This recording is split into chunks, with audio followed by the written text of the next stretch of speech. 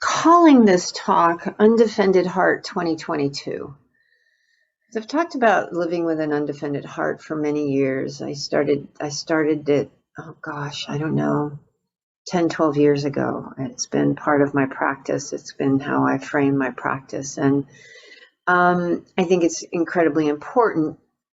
And when we have moments in the world like we have right now, which the word that comes up for me is relentless, it makes me reflect on what it means to live with an undefended heart.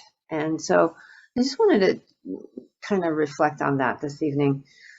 And when I say relentlessness, the current moment being so relentless, it's, well, we're still coming out of the pandemic, but there's the mental health ramifications of that, and then the insurrection, and then the continued disintegration of our national discourse. It's this growth of this, the two sides with very wide gap in between, and then the violence of the last week and a half, the last 2 weeks with Buffalo and Laguna and Niguel and Texas, Uvalde, Texas, and just the horror and the sadness and the Roe v. Wade and the erosion of voting rights. And, somewhere this week when I was listening to all the coverage about Texas, I was like, and then there's still Ukraine. There's still Ukraine. And so many things. So there's what it looks like to me, what this reminds me of, it's like these spikes that just kind of, or like lightning strikes. It's all these things that just come. And then there's the underpinnings beneath all these things of the systemic oppression that is everywhere, the white supremacy and the misogyny and the racism, the anti, the xenophobia, anybody who doesn't look like you, whatever you look like, the othering of so many people, and the prison industrial complex and climate change and homelessness. And so there's those underpinnings. And then there's what's up in our daily life. There's the things we're dealing with on a personal level, and we all have our own stories around that. There's illnesses, there's challenges, there's economic concerns, there's inflation, there's all kinds of things. And so it can seem incredibly overwhelming. And when I mention living with an undefended heart, it almost makes the head spin. It's like, what does that even mean? Because the tendency is just to batten down the hatches. And, but so that's why I've been looking at this a lot. And I really think that the core of the Buddha's teaching, not that he used this phrase, but living undefendedly, where we let go of everything that gets in the way with intimacy with the current moment.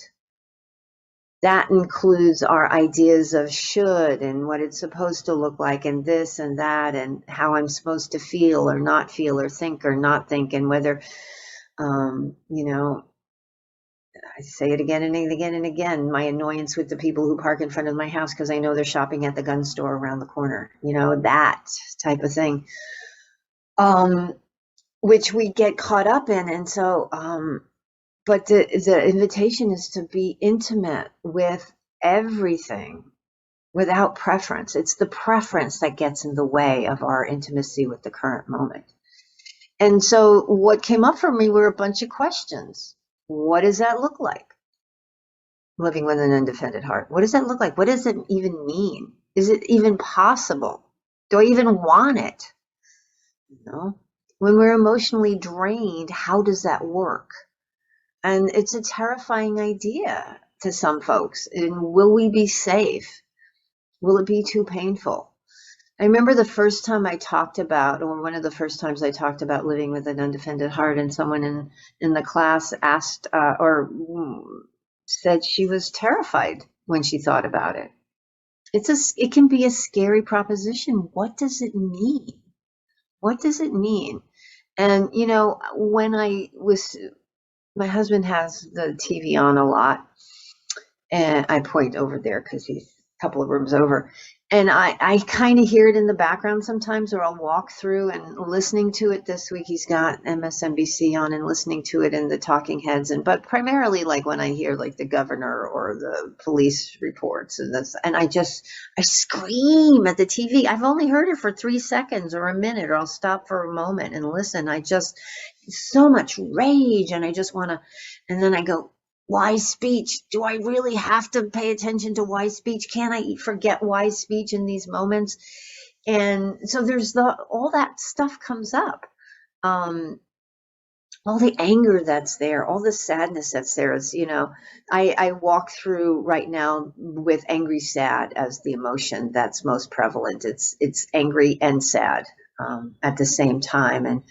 And today or the other day, I drove by. So there's anger when I listen to people on the TV or I read things, and then the other day, Thursday, I drove by there was a middle school over here.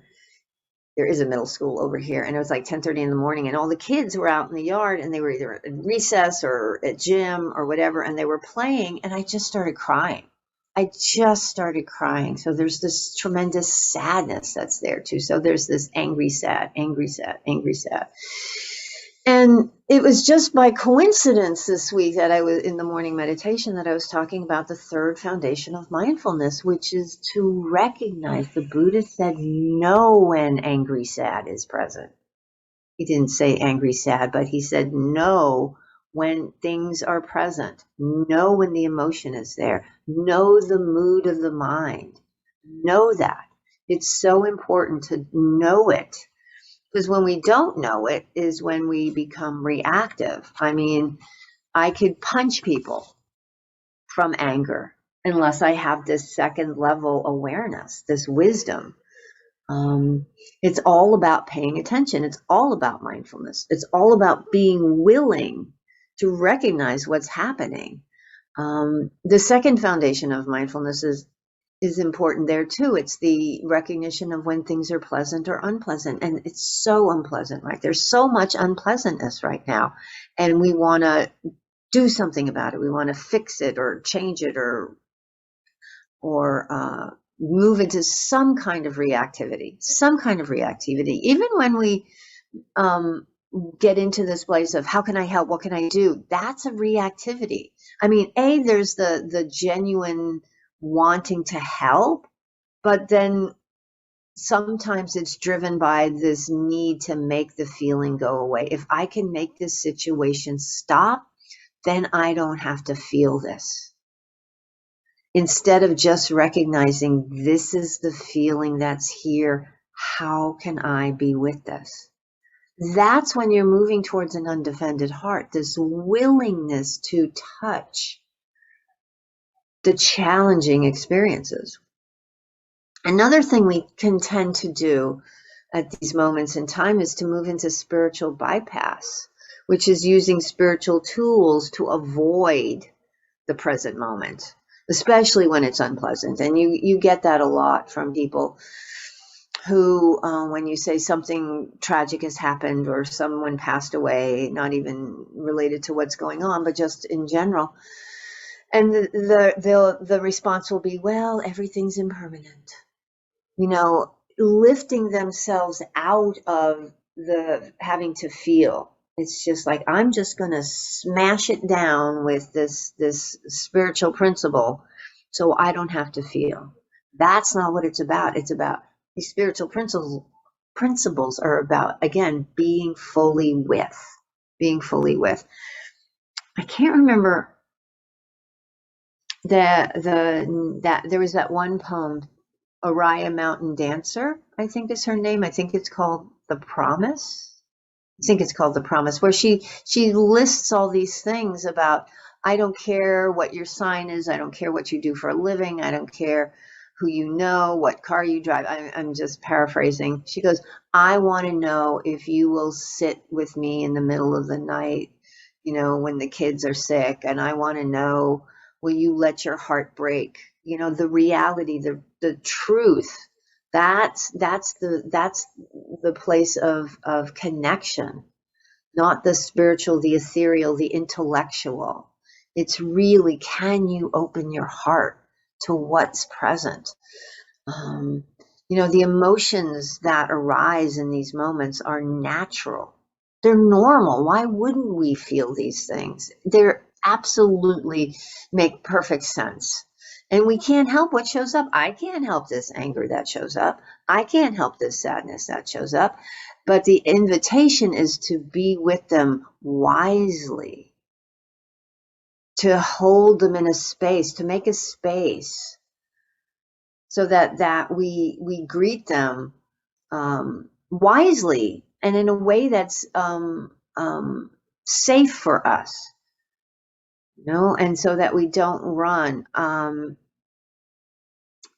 There's a tendency, or sometimes people think, because I've heard it from people, that when I offer this teaching or when people talk about this type of practice, they think they have to just go full bore and be with the most difficult things, like just raw, just like bear down. It's like when people do loving kindness practice, metta practice for the first time, and you invite them to think of a difficult person, they often immediately go to the absolute worst person they've ever met, their most horrific abuser. And they go, I can't do that. And it's like, you don't start there. You don't start with the line is, you don't start with Hitler. You start with the annoying neighbor. I start with the people who park and go shopping at the gun store. That's who I start with. That is where you start with this invitation to open the heart as well. It's like, so many of us have so much trauma. So many of us don't have the wherewithal to greet these things. So we do it with wisdom. We recognize, and sometimes we get help. Sometimes we merely put a toe in until it seems like a bit overwhelming. And then the invitation is to pull back. Absolutely. So it's really taking care of ourselves, which is wisdom, insight, recognizing what's present leads to is insight, which leads to wisdom and clarity. So we see these things. And when we've allowed ourselves to pause, because we recognize, when something's unpleasant, I want to lash out. When it's pleasant, I want to cling. We begin to recognize how that shows up with us. We recognize our own tendencies, and then we can work with them as they show up in our lives, skillfully, wisely, in a kind way. You don't have to do it all at once. It's like toe in the water, foot in the water, hand in the water. And I mentioned that, we can't help the emotions that show up. And a lot of times, and this is another comment, especially with what's going on right now, anger. How can well, it's often with forgiveness and compassion and kindness, those teachings around this. It's like, we acknowledge the emotions that are here. We acknowledge the anger that's here, but we really try not to let them take over so that we don't act from them. We can use the anger. I had a very wise teacher say, well, you can use the anger as a catalyst, as a springboard to work towards change, whatever that is, whatever that situation is. But we don't want to be overcome by it, because when I'm overcome by emotion, I'm not thinking very clearly. The emotion is calling the shots rather than something with a little bit more wisdom and clarity. Like during the meditation this evening, I was inviting us to move into a place of equanimity, of not being caught up in sounds or thoughts or emotions. And I was very, very aware of this heaviness that's sitting in my chest and my gut. Just really aware. It's just kind of been hanging out for a few days, a week or two. Maybe it's the anger. Maybe that's what angry, sad feels like. I know what anger feels like. I know what sad feels like. Maybe that's what angry, sad feels like. And it's like, I don't have to do anything about it. It's there. I can acknowledge it. I don't have to push it away. That's an undefended heart, a willingness to be intimate with the moment, with what's right here. And as I was saying, we don't dive into the deep end right away. We have to take care of ourselves as we move into this practice of living with an undefended heart. We start where we are. We can't start anywhere else. Where are you? What's up for you? Tend to that. Tend to what's causing the discomfort in this moment. It's like oftentimes, as because we I don't know if it's a lot of us or a few of us, but I have a tendency to think, and people have told me they feel the same way, that when they hear something, they immediately think they have to do it all at once. It's like living with an undefended heart. Come on, come on, come on. Has to be all defended, just like, ah. And it's like, no, it doesn't. It's like little by little by little by little. That's how I did it. It's like, what is so painful right now? What's causing me the most suffering in this moment? That's what I want to address. And that's where the healing happens. To use the Buddhist language, the purification. I'm able to be with those scary, scary, scary emotions, the scary emotions. Sit with them, hold them, be compassionate towards them, be compassionate towards me, the emotions. And oftentimes they're not as awful as I think they're gonna be. And then there's this ease with them. So I'm no longer afraid, because fear runs so much of this. Fear defines so many of our actions. So I can just be with,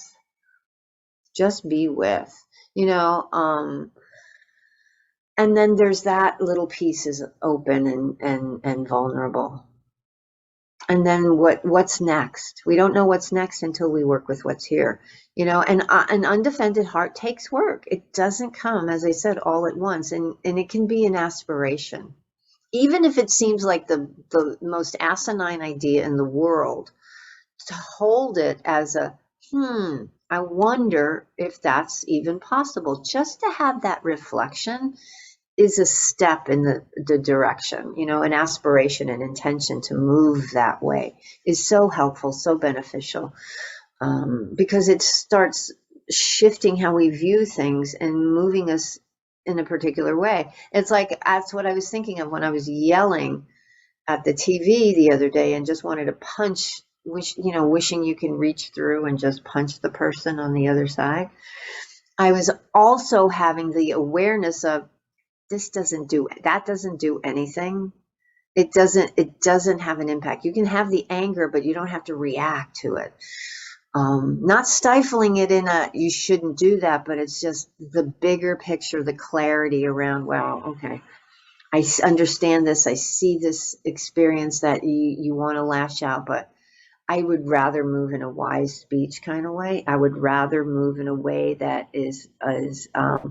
doesn't cause more harm. As they say, I don't want to become what I'm working against. I don't want to become those people that I think are causing harm. I don't want to just jump on the bandwagon and be another harm causer. It demands clarity, it demands wisdom, it demands pause. You know? And then another piece of undefended heart is cultivation of forgiveness and compassion. Forgiving ourselves, forgiving others. Doesn't mean we condone people's actions, but we don't carry the animosity with us. There's absolutely accountability in this practice. Absolutely, people must be held accountable for their actions, but I don't want to harbor hatred, because it only impacts me. It doesn't impact the other person. And just as I am a conditioned being, and the harm I have caused is through my delusion, my being caught up in greed, hatred, and delusion, ignorance, so are other people. Everybody's caught in delusion.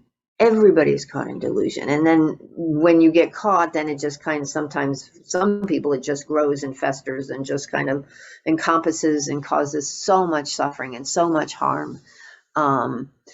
You can work towards ending that in whatever way makes sense, but I want to not carry that hatred in my heart. So working for forgiveness and compassion, And the more I can do it for myself, the easier it is to hold for others. Again, it's this practice builds on itself. It's so, for me, very counterintuitive. It doesn't seem to make sense, but it's been my experience. As I can bring compassion and forgiveness to myself, my own experience, my own behaviors, the more open I am to others. Undefended. It's the undefended heart. There's a connection too. There's a humanity. There's this movement into recognition of our shared humanity. And when it's overwhelming, when these emotions are overwhelming, take a step back, watch a movie, watch a baseball game, listen to music, eat chocolate, do what makes you feel better. It's really important to take care of ourselves. The Nap Ministry, she is explicit about, this grind culture that we're in. Gotta achieve, gotta.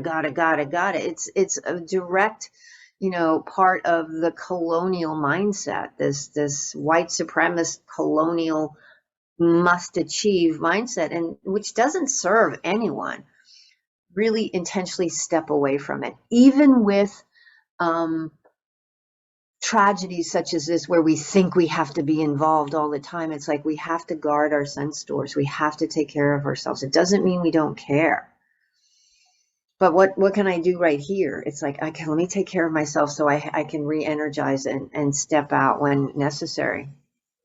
And don't miss the joy, because there is joy. Those kids in the playground were having a lot of fun the other day. Yesterday morning, I drove up this way and drove past the high school. And I guess it was their graduation, because they have a ball field with, bleachers, and there were people just not marching, but coming towards the bleachers with flowers and things. And I'm like, oh, it's graduation. There's a lot of joy there. If joy is present, be with joy. It doesn't mean you're a bad person. I'm seeing a lot of joy on Facebook and Instagram. People are experiencing joy. It's okay. It doesn't mean you're an uncaring, unfeeling person. It means you're intimate with the experience that's present. If you push joy away, that's a form of aversion. No, I'm not allowed. That's a story you're getting caught up in. It's absolutely okay to have joy. So the question always comes up, especially around these moments, when there's these horrific tragedies, and this whole string of horrific tragedies in a week and a half. We want to do everything. I'm just throwing that out. Not everybody wants to do everything, but we want to a lot of times address, okay, I want to address gun control, and I want to address this, and I want to, and I have to go over here climate change, and how can I work on the unhoused problem and mass incarceration. And so we want to, you can't, it's impossible, and it's easy to burn out. And so what you might want to do is recognize where your interest is. Like, I know people who are just so committed to climate change and working on that, or other people who are really in working on deconstructing the prison, the school to prison pipeline and the mass incarceration, and working on that. And so many people have different areas. I belong to or on the board of an organization that works toward economic justice. And so that's where their focus is. And so don't be, let yourself be drawn to what serves you or what interests you. Maybe it's, it doesn't have to be anything grandiose. It can just be what it is. Be a nice person, and sometimes you can give time, sometimes you can give money, some things, everything is different for everybody, but recognize, what's the great saying? Do what you can in the time you have with where you are. What is it? What you have do what you can with the time you have. I can't remember, but it's like, do what you can where you are. That kind of thing. That's enough. That's enough. And follow that path. and just recognize things are messy. Life is messy. It's not going to get fixed in our lifetime. It's not going to get fixed in our lifetime. So what can we do today? What makes sense today? You know, that's another, election reform, vote, that type of thing. What can we do today? What makes sense for you? And not because you need the pain to go away, but because you face the pain, you face the suffering head on and say, this sucks. And how do I work towards ending suffering, not just for myself, but for all beings? We work for the benefit of all beings. We practice for the benefit of all beings, and let go of your ideas of what it's supposed to be, and just do with what's right here. I always return to John Lewis's quote that we don't just, it's not going to happen in our lifetime. It's not going to happen with the next presidential election. It's the work of generations. So recognize that too. Be comfortable with that experience. Live with the undefended heart, the reality of the human condition, And I'm going to close with a few quotes from, one from James Baldwin. I just saw this the other day, although it's not a new quote, or maybe I found it again the other day. He said, "I am terrified at the moral apathy and the death of the heart which is happening in my country." He wrote this 50, 60 years ago. The death of the heart, which is, the converse of that is the developing the heart is so important. An undefended heart is a very much a living heart, a fully engaged heart. And the apathy is the death of the heart. So we have to really be willing to let our hearts be engaged with the world. And now there's a few other quotes from Bell Hooks, who writes beautifully about loving and the importance of loving. And an undefended heart is grounded in love, is grounded in compassion. And so these quotes, although it's not about undefended heart per se, they really, really resonate. She said, "When we choose to love, we choose to move against fear, against alienation and separation. The choice to love is a choice to connect, to find ourselves in the other. That's undefended. When we drop fear, we can draw nearer to people, we can draw nearer to the earth, we can draw nearer to all the heavenly creatures that surround us.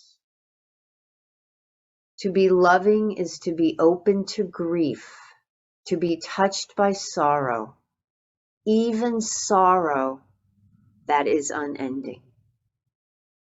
We have to be willing to be with what is, even if that sorrow is unending. Intimacy with the present moment with no preference. That is an undefended heart, and that is an incredibly powerful place from which to move, from which to see the world. Because if you can be open to grief and to be touched by sorrow regardless, that's a tremendous freedom, tremendous freedom. So thank you so much, my friends. Thank you for your kind attention, and I hope this has been of some benefit.